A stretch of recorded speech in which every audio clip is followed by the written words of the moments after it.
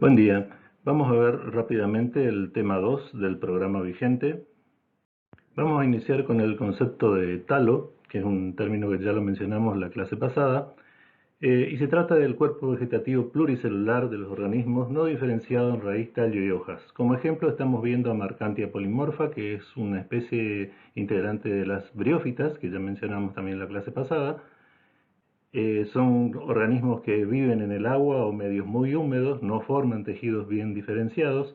La mayoría de sus células son capaces de captar la energía del sol, hacen fotosíntesis y prácticamente todas sus células absorben agua y sustancias nutritivas del medio. Es un cuerpo vegetativo simplificado, sin partes bien diferenciadas. Algunos autores van a encontrar que también incluyen fuera del reino Plantae a organismos unicelulares. Talófitas denominamos al grupo de organismos que tienen talo y vamos a comenzar con el grupo de las algas, que es un grupo muy amplio y diverso fuera del reino Plantae. Actualmente si miran la bibliografía por lo menos la van a encontrar distribuidas en al menos dos reinos diferentes. Son organismos muy heterogéneos, son eucariontes, autótrofos en su mayoría, hay un grupo que no lo son, o sea es un grupo heterótrofo. Tienen pared celular de celulosa y polisacáridos con algunos minerales. Son acuáticas o terrestres en lugares siempre húmedos. Los criterios para su clasificación son el tipo de pigmento fotosintético, la composición química de la pared y el material de reserva que producen. O sea, siempre van a formar hidrato de carbono, pero lo van a almacenar de distintas formas. El tipo de flagelo, que pueden presentar solamente en una parte de su fase, y los ciclos de vida que son muy diferentes. ¿Dónde radica la importancia de las algas? Son principalmente productores primarios, tanto del fitoplancton como las algas bentónicas, o sea, constituyen la base de la cadena alimenticia en las aguas. Son productoras de oxígeno. Van a leer por ahí la historia de Jacques Cousteau, que él dejó de preocuparse por la selva amazónica cuando descubrieron la cantidad de oxígeno que producían las algas, que va desde un 30 al 50% del total de oxígeno que producen los organismos verdes. Son productoras de agar y alginatos, productoras de alimentos, forraje, fertilizantes y también productoras de toxinas, por ejemplo en el caso de la marea roja. Otro grupo importante de talófitas son los hongos o fungi, que son organismos eucariotas sin clorofila, se nutren por absorción, son productores de esporas, se reproducen sexual y asexualmente y sus estructuras somáticas son generalmente filamentosas y ramificadas, aunque pueden ser unicelulares. Las estructuras filamentosas se denominan hifas y tienen paredes celulares que contienen quitina. Todos estos caracteres lo hacen organismos muy diferentes y ya desde hace prácticamente 40 años forman un reino aparte, el reino fungi. En el reino hongos, la diferencia más importante es su tipo de nutrición, ya que son organismos heterótrofos que absorben los compuestos orgánicos del sustrato en el que viven. O sea, se nutren por absorción. Existen básicamente tres formas de vida de estos hongos. Las dos más conocidas son los saprófitos y parásitos. Eh, pero también viven como organismos simbióticos, que son los que vamos a recalcar. O sea, pueden formar un tipo de vida llamado micorriza, que es una simbiosis entre hongo y raíces de planta, o también un líquen, que es una simbiosis entre hongos y algas. En la simbiosis liquénica vamos a tener como resultado un organismo conocido como líquen. Los líquenes son organismos muy importantes porque son organismos pioneros en distintos ambientes. Esta simbiosis está formada por, como decíamos, un hongo que le va a dar la forma general al líquen y un alga o dos. Estas algas viven encerradas entre los filamentos del hongo. Estas algas pueden ser procariotas o eucariotas. La doctora Misli, que es su profesora de trabajo práctico, es especialista en este grupo, así que pueden hacerle más consultas a ella. En la simbiosis denominada micorrizas, se produce la unión con beneficio mutuo entre un hongo y la raíz de alguna planta. Ya desde las briófitas hasta las plantas superiores, el 95% de las plantas estudiadas forman micorriza.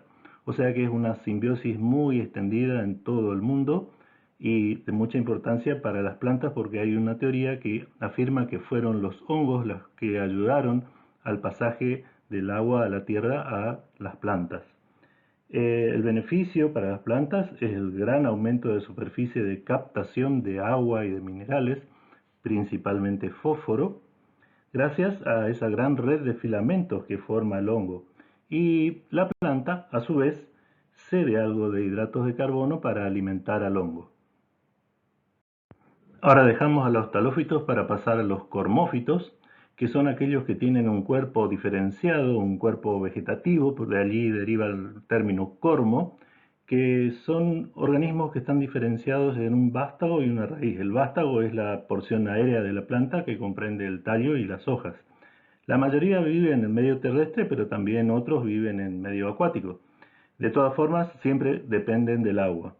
Son pluricelulares, tienen una diferenciación marcada de tejidos con distintas funciones y también se los conoce como el grupo de las embriofitas. Este es un término que lo vamos a ver más adelante. Vamos a revisar rápidamente la evolución de las plantas vasculares en la Tierra. Abajo en la horizontal tienen las eras y los periodos geológicos. Fíjense que las primeras plantas vasculares y no vasculares están marcadas como que aparecen en el Devónico hace unos 400 millones de años atrás, pero en realidad hay registros de briófitas que tienen 500 millones de años. A partir de ahí comienza el desarrollo de las plantas vasculares como las licófitas y moniliófitas, las pteridófitas, conocidas normalmente como pteridófitas, las que están marcadas de verde claro. En la línea vertical tienen el número de especies conocidas en esos restos paleontológicos. La aparición de las gimnospermas también está acompañando a la aparición de los pteridofitos en el Carbonífero. Hay muchos restos del Carbonífero. Tienen su mayor auge a partir del Jurásico y Cretácico, después van descendiendo, y la aparición de las angiospermas ocurre recién en el Cretácico, pero tienen una evolución muy rápida con un gran aumento del número de especies. Vamos a ver ahora rápidamente también el árbol filogenético de las embriófitas, plantas terrestres, principalmente para que se vayan familiarizando con los términos de los taxones que ahora pasan a ser clados. Esto básicamente va a ser un tema que lo van a discutir y lo van a tratar profundamente en diversidad vegetal después que aprueben morfología. Fíjense el árbol filogenético que tenemos desde su base, donde aparece Bryophyta sensulato y a continuación Pteridophyta. Todas esas forman las embriófitas asifonógamas. Y por último tenemos la aparición de las gimnospermas y angiospermas como spermatofitas. Cada línea roja que está sobre la rama principal del árbol está marcando un hito, o sea, cuáles son las características que van a ser importantes para la aparición de los grupos que están por encima de esas líneas rojas. Y ahora vamos a ver el árbol de las angiospermas. Fíjense que a la izquierda queda la rama de las gimnospermas en un color castaño claro. Nos interesa principalmente la rama de las angiospermas porque vamos a ver muchos ejemplos en morfología dentro de este grupo. Hay tres ramas que se desprenden como grados Anita y luego hay una sección de Magnolide seguida por estos dos triángulos amarillos que tienen ahí de monocotiledóneas, con un solo cotiledón está marcado el carácter como una línea roja, y eudicotiledóneas, donde también está marcado el carácter diferencial de poner tricolpado y todos sus derivados, que es un tema que lo vamos a ver bastante más adelante en la materia. Nosotros nos vamos a referir principalmente o vamos a utilizar ejemplos principalmente de monocotiledóneas y eudicotiledóneas.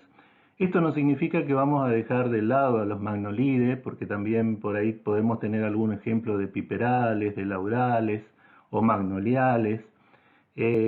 Incluso dentro de los grados anitas también vamos a mencionar algunas ninfeaceae. Esto, a medida que vayamos mencionando los ejemplos, lo vamos a recordar. Simplemente para que lo tengan en cuenta, que las antiguas dicotiledonias y monocotiledonias ahora están disgregadas en todos estos grupos que acabo de mencionar. Bien, vamos a iniciar la descripción entonces del reino Plantae o plantas, donde vamos a tener a los tres grupos principales que vamos a mencionar durante todo el transcurso de la materia, que son los briófitos, los pteridófitos y espermatófitos. O sea, básicamente son esos nombres los que vamos a utilizar y después vamos a ir viendo las divisiones que se desprenden de cada uno. Como características de este reino Plantae son todas pluricelulares, la mayoría son cormoviontas, también la mayoría son traqueófitas, tienen cutícula y estoma, salvo un grupo que vamos a mencionar de briófitas. Alternancia de generaciones hay en los tres grupos, son embriófitas, o sea, hay formación de embrión. También forman gametangios con una cubierta estéril, o sea, esos gametangios son los anteridios y arquegonios, por eso son plantas arquegoniadas. También tienen esporangios, o sea, donde se contienen las esporas. Tienen como característica clorofila A y B, como sustancia de reserva el almidón, y en sus paredes tienen celulosa. También en su división celular forman fragmoplasto y placa celular. Vamos con las briófitas entonces, donde vamos a encontrar que ya están divididas en tres divisiones, que son las marcantiofita, conocidas vulgarmente como hepáticas. Ustedes van a encontrar otros nombres también como con terminación de división, o sea, fita, que está representada por la fotografía de Marcantia a la izquierda. Antocerotófita, que está representada por el género Antoceros, arriba a la derecha. Y briófita en sentido estricto, sensu estricto, por eso dice SS, representada por el género Brium, a la derecha abajo. Básicamente las características de estas plantas son plantas pequeñas, herbáceas, sin tejido de conducción especializados. Vamos a ver más adelante más detalle de eso. No tienen una raíz, tallo y hojas auténticas, aunque algunas descripciones actualmente lo mencionan así. Ustedes van a ver detalles de esto en el primer trabajo práctico y lo van a tener justamente con la doctora Jiménez, que es especialista en este grupo, así que pueden aprovechar muy bien sus explicaciones. Acá lo más importante de estos grupos es que la generación gametofítica es la dominante. Ustedes ya vieron algo de alternancia de generaciones, ahora vamos a repetir rápidamente antes de los ciclos.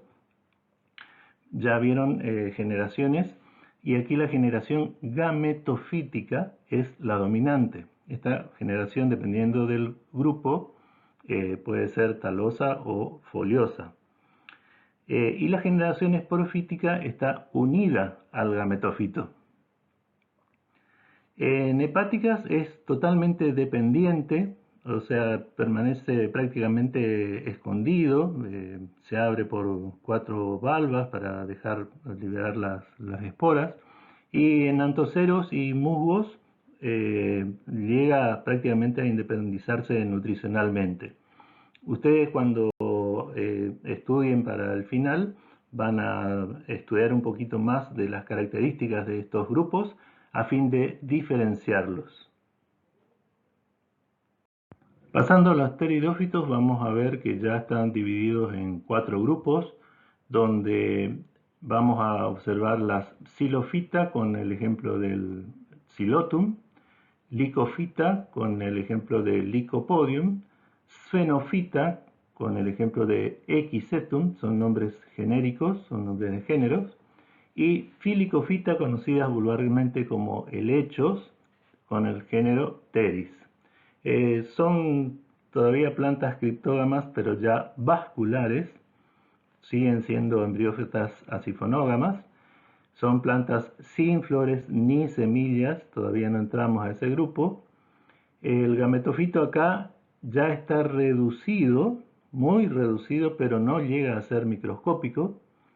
En ese gametofito se forman los anteridios y arquegonios, o sea, los gametangios, y el esporofito pasa a ser dominante, ¿sí? La generación dominante, entonces, a diferencia de lo que vimos anteriormente en briófitas, acá ya está representada por la generación esporofítica, ¿sí? La generación esporofítica o el esporofito es el dominante y va a estar formado principalmente por un eje caulinar llamado rizoma. El rizoma es un tipo de tallo que por lo general es subterráneo, está en la superficie de la tierra.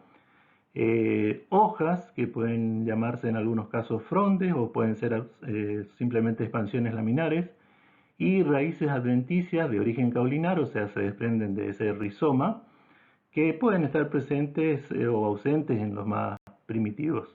Pero básicamente nosotros vamos a estudiar el ciclo de vida y a centralizarnos en la morfología de Pteris. Llegamos a los espermatófitos, donde acá sí está representado por plantas con flores y semillas. Aquí el gametófito es muy reducido, aquí sí es microscópico, y el esporofito está diferenciado en raíz, tallo y hojas, o sea, tiene un cormo típico. Los anteridios y arquegonios están, como les decía, muy reducidos, que solo se habla de arquegonios en las gimnospermas, y van a estar divididos en dos grupos: gimnospermas o pinofita y angiospermas o magnoliofita. No confundir con magnolide de la diapositiva del árbol filogenético de angiospermas. Nosotros, con que nos hablen de gimnospermas y angiospermas en esta asignatura, ya es suficiente, siempre y cuando estén bien ubicados en la descripción del grupo. Vamos a presentar rápidamente a las gimnospermas o pinofitas. Acá sí tenemos plantas con semillas desnudas sobre un eje o en la axila de brácteas. Gimnosperma significa justamente eso, semillas desnudas. Son plantas leñosas, perennes, tienen un tejido de conducción homogéneo, se habla de leño homogéneo, y el xilema no presenta vasos. Estos términos los vamos a ver más adelante. Simplemente hay 4 órdenes, a modo de ejemplo. Ustedes van a encontrar en la bibliografía 2 o 3 más, porque por lo general vemos en la cursada estos órdenes que mencionamos aquí, como Gingoales, representada por Gingo, que es una gimnosperma ancestral, prácticamente es un fósil viviente. Las cicadales, representadas por las cicas, que tienen un aspecto de palmera, no son originarias de América, son introducidas, están muy diseminadas como planta ornamental. Entre las pinales tenemos a las araucarias y los pinos, eso sí, tenemos representantes locales en las araucarias. Aquí en el norte tenemos una, y en el sur tenemos otra de Argentina, y también tenemos a las netales, representadas por el género Netum, que, si ustedes observan, tienen características que después vamos a ver también en las angiospermas. Dentro de las angiospermas vamos a presentar a las clases monocotiledóneas, o también conocidas como monocots. Nosotros las llamamos simplemente monocotiledóneas. Es un grupo de aproximadamente 56.000 especies, representa el 22% de las angiospermas, donde la familia con mayor diversidad o mayor número de especies es de la familia de las orquídeas, las orquidáceas, seguida por la familia de las poaceae, o también conocidas como gramíneas, donde están los pastos y los cereales. Como característica de las monocotiledóneas debemos destacar varias. Por ejemplo, no presentan estructura secundaria, no hay un crecimiento secundario, Como estela está representada la atactostela en este grupo.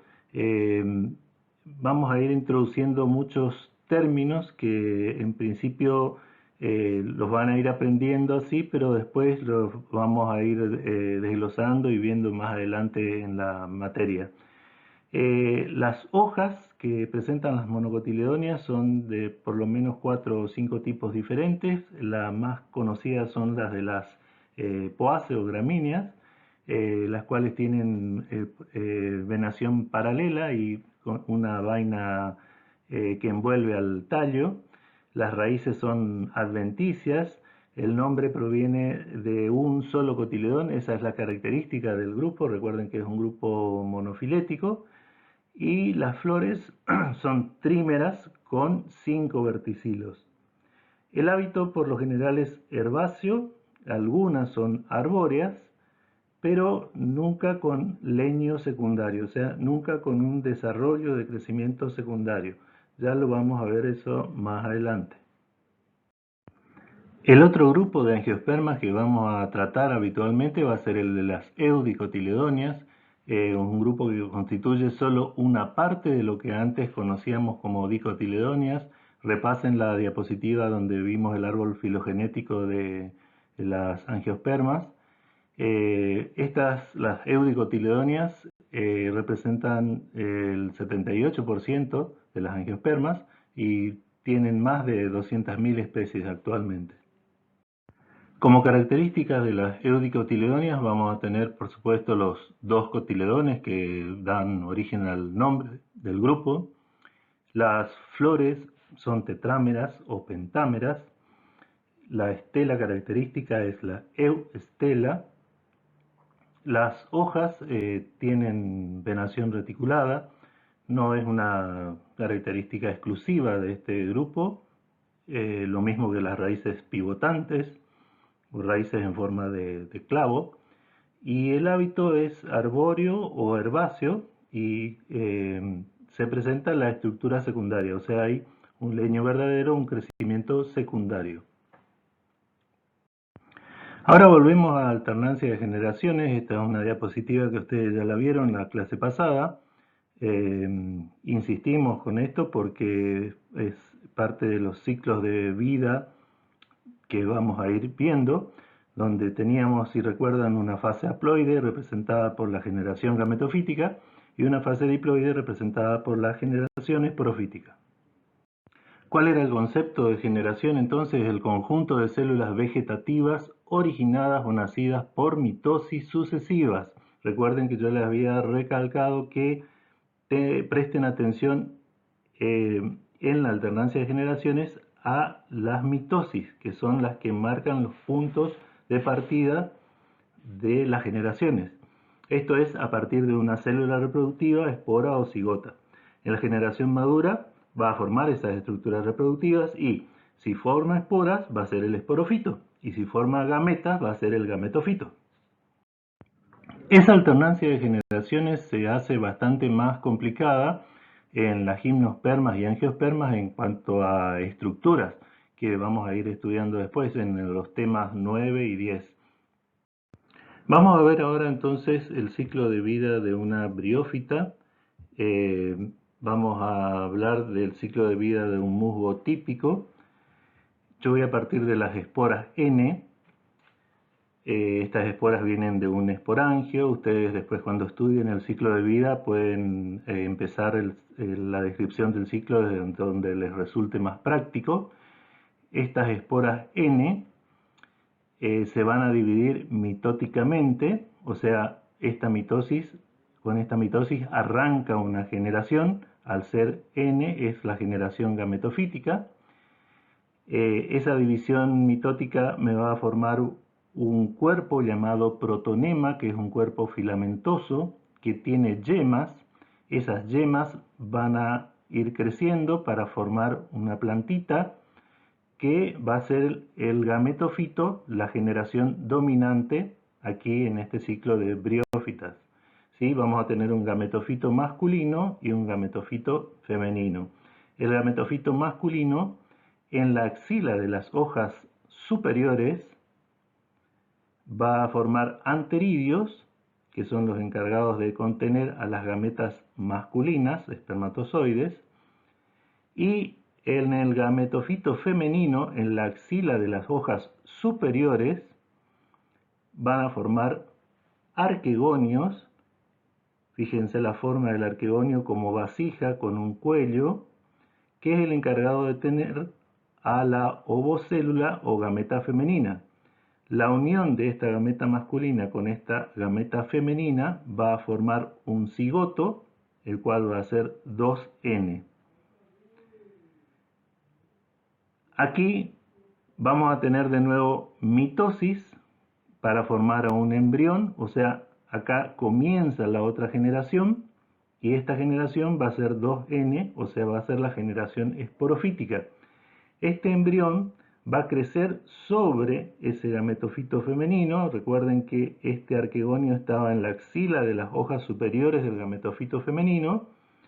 Va a ir creciendo, ese esporofito joven se va a ir estirando, va a formar una seta con una cápsula, ¿sí? Termina en una cápsula.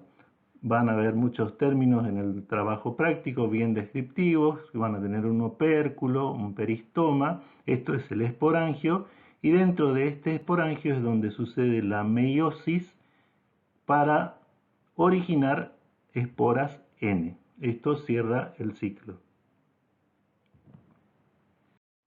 Ahora vamos a ver el ciclo de vida de las pteridofitas. De nuevo, vamos a centrarnos en el ciclo de vida de Polypodium, en este caso, un helecho. Dijimos que íbamos a tener como ejemplo un solo grupo dentro de las pteridofitas. Y de nuevo vamos a comenzar el ciclo con las esporas N. Este también vienen de un esporangio. Estas esporas N van a dividirse mitóticamente para formar la generación gametofítica, van a germinar, van a formar un gametofito juvenil que después va a madurar y se va a transformar en un protalo. Ese protalo también tiene rizoides y sobre ese protalo se van a formar los anteridios y los arquegonios. Una vez que maduren anteridio y arquegonio, con ayuda de agua, siempre tiene que estar presente el agua, eso creo que me olvidé en la diapositiva anterior, pero ténganlo en cuenta, siempre tiene que haber agua para que los espermatozoides puedan moverse y llegar hasta el arquegonio. El arquegonio tiene más o menos la misma estructura de una botellita con un cuello. El espermatozoide entra hasta alcanzar la ovocélula, que es la gameta femenina. La unión de gametas forma un cigoto 2N y ese cigoto se va a dividir mitóticamente, o sea, acá va a comenzar la generación esporofítica 2N para formar un embrión. Ese embrión va a ir creciendo. Acá todavía tenemos un embrión joven donde aparece un ápice caulinar, o sea, el extremo del eje, la primera hoja, la primera raíz.